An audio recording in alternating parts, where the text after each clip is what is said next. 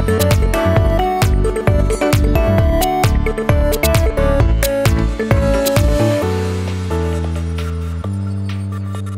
welcome to the Capital Region Skinny from the Greater Capital Association of Realtors, where we dig into the most recent numbers from our market.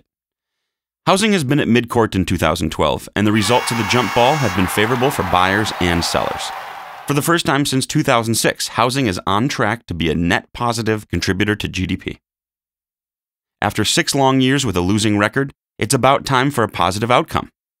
Housing markets were once overburdened with distressed properties, excessive supply, and weak consumer demand. But a timeout was taken in 2012, and the market was able to rehydrate and breathe easier. At least that's been the national housing report, but we've fared much better locally. Now for some numbers. Compared to 2011, we had 10.4% more pending sales in December 2012. For the year as a whole, we saw 13.9% more closed sales activity. In fact, sales volumes reached a 4-year high. Buyers fell just 241 units shy of 2008 purchase levels. We're looking forward to next year's rematch. The median sales price of $193,840 was up 7.7% for the month of December. For the entire year, the median price of $194,000 was up 4.3% when compared to 2011. That's the highest December median price since 2007, and marks the 11th consecutive month of gains compared to 2011. It's also the largest annual price increase since 2006, just as prices surpass even bubble levels. One thing is crystal clear: we are unquestionably outperforming the nation.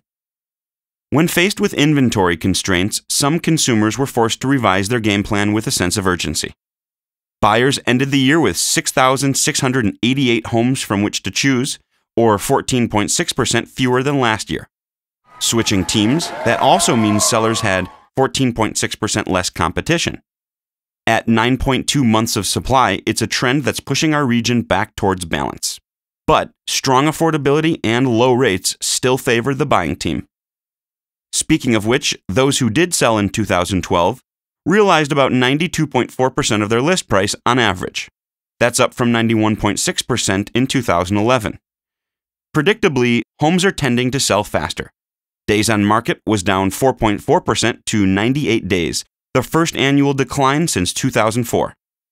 When taken together, these trends illustrate how the playing field for sellers is improving. Housing fans are still cheering for more jobs, as they should. An improving labor market has the potential to fuel new housing demand through new household formations. Washington must also do its part. There's still time for our representatives to be part of the solution. It'll take smart policy and tough compromises, but let's continue moving our great nation forward. Here's to a healthy and prosperous year. That's the Capital Skinny for this month. Check back next month for the latest.